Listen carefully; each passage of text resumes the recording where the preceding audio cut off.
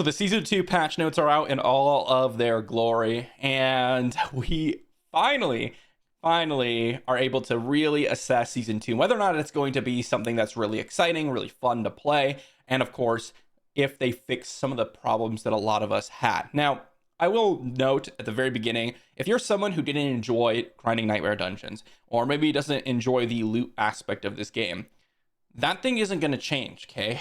The only thing that really changed within loot is giving you some initial quality of life with the auto salvage feature, which they went over, and then also the kind of unique changes, which don't really change the core annoying factor or the unexciting part of loot, which is you got to look at every rare, you got to determine if that's going to be a good item, and then you got to roll with it.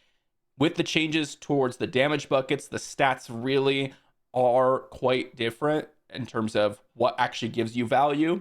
However, these things are really just the same base level loot system. So if you didn't really enjoy Nightmare Dungeons, you didn't enjoy looting and kind of looking through your gear, trying to get something good going, that's probably not going to change. And we didn't get any new real end game content, I would consider, which there are a couple of exceptions, but there's not really like anything super exciting. This is not going to bring you back. However, for those people that may have played season 1 a little bit, maybe you're a casual player, or maybe you just enjoy playing every new season, or maybe you've never tried the game, I actually do think season 2 is going to be a massive improvement over season 1, and I do want to talk about some specific things. Overall, between the two update live streams, which I did do videos on, and I have the complete summary on the channel if you all want to check that out, there are mostly positive changes. There are a few concerns that are so massive that they could just destroy season 2, similar to how they kind of ruined the public opinion about season 1, but we'll have to see really how they roll things out. Now, I want to go through and talk about the most recent updates, because the previous update live stream was mainly focused on the season 2 content, right? All of your new like Helltide Zone, or the new bosses that are coming to the game, and how you could target farm uniques, and the new sort of like Malignant Heart system. These things, honestly, not the most exciting part about season 2, which is kind of awkward because that's kind of the season 2 whole concept. This last update live stream, though, yesterday, this is what I'm more interested in because it focused on the mechanical aspects of the game, specifically how you're going to deal damage, how you build your character, how you're going to go about creating builds, etc. And I'm actually quite excited about this. So you'll expect a lot of videos from me. I would like to do a video for all the different starter builds, a new leveling guide, these types of things. So stay tuned because I am going to be diving into season 2. Now, the first thing is the new unique items. I'm actually really excited because to me, and I want to specifically mention this because a lot of people have been mentioning it, and I also mentioned it in my previous video yesterday, but this specific unique, I think, is the ideal version of a unique that we should be striving for inside this game, right? When you have like a unique like this, you gain berserking. When you gain berserking while already berserk, you have a 40 to 60% chance to become more ranged, granting more damage. Cool, that's fine. You know, these are cool uniques. These are standard. I have no problems with this. But these are not like exciting pieces, right? You know what's exciting? Being able to combo two separate, very unique abilities to provide an even more unique ability that you could actually build your whole build around, right? How sick is it to cast Boulder while Hurricane is active if you're a druid, and then making it so you have a Boulder Hurricane? I really wanted to specifically talk about this one because there are a lot of different uniques in the game. And most of them, when I play, especially the Rogue, they're just not really either interesting or something that you could really formulate a build around, or they're not even worth taking. This is a unique where not only is it interesting, not only is it creating like a whole new combination, it really does seem like you can build some kind of crazy things around it. I really hope they do some things like this in the future and continue to kind of follow this path, because to me, this is probably the coolest unique inside the game so far. And it seems very straightforward, right? But that's just kind of how we've had uniques in the game. They've just not really been that crazy. There's, of course, a ton of additional ones, and I'm not going to go over all of them because there's literally like 15 or 16. I'll pull the link to this down below if you all want to check it out. But as we kind of go into the legendary aspects, what you'll find is there's even more aspects on gloves, rings, weapons, which is fantastic. But arguably the most exciting change with the mechanical aspect of the game comes from the damage bucket system changes, the resistance changes, and the Paragon glyphs associated with that. And the Paragon glyphs are what I want to focus on out of those three, because the two damage bucket and resistance changes kind of made it so that the Paragon glyphs are the main sources of your build generation. For example, here, you have 2 new Paragon glyphs for every single class. And just to give you an example, I'll start with the rogue, because everyone knows I love myself a good rogue build. We have the explosive glyph and the Night Stalker glyph. You can see this one gives you extra stun grenade damage, and this one gives you extra shadow damage, right? These give you kind of a sense of where you're going to be going in terms of build.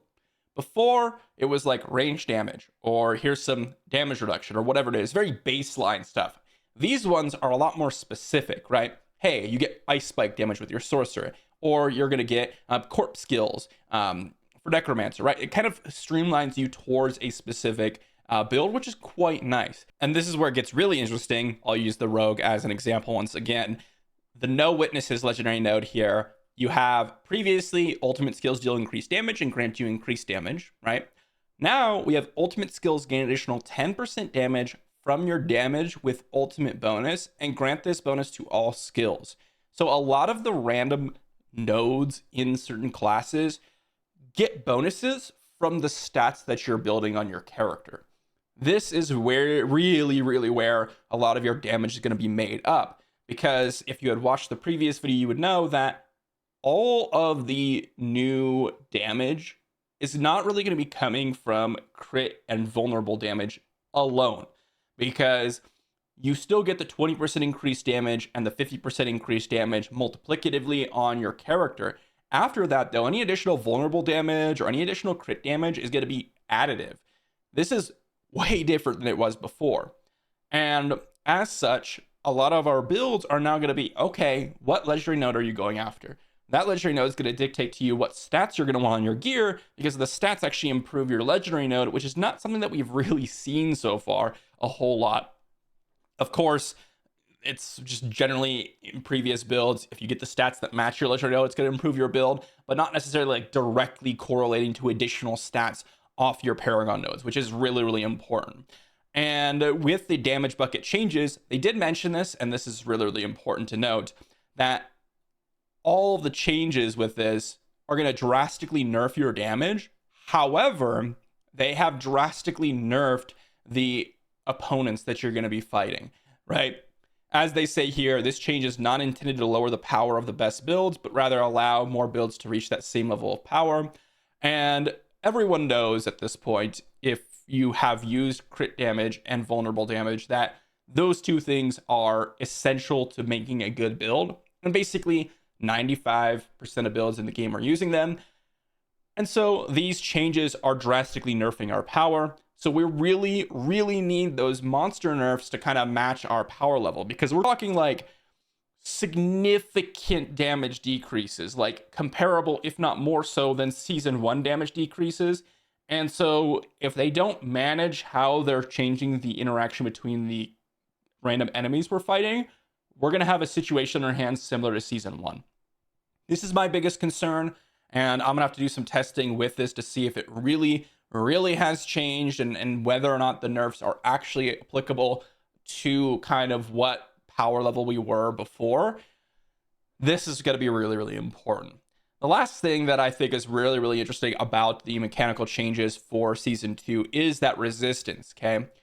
Resistance values are now core and are going to be something that you're going to need to cap out, because it caps at 70%. And this doesn't seem like a ton of, I guess you could say, difference, right? Like everyone's just going to cap out at 70%, and that's just going to be the goal.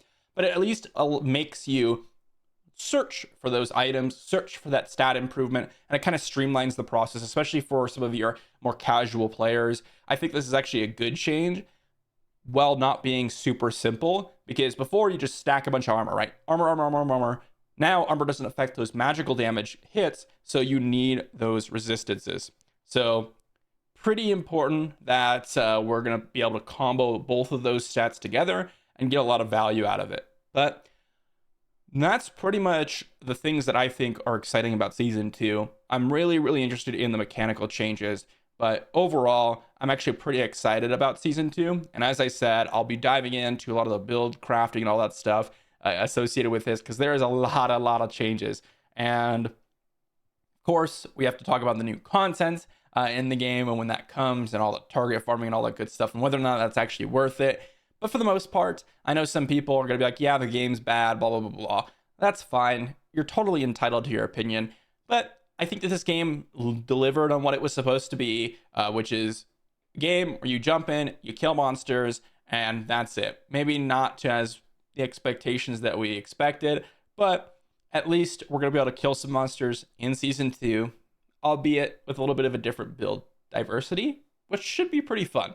So hopefully you guys are excited, because you're going to have some videos coming on Diablo 4 for season 2. It does start in like 6 days, so be on the lookout for that, and I'll see you all for tomorrow's video.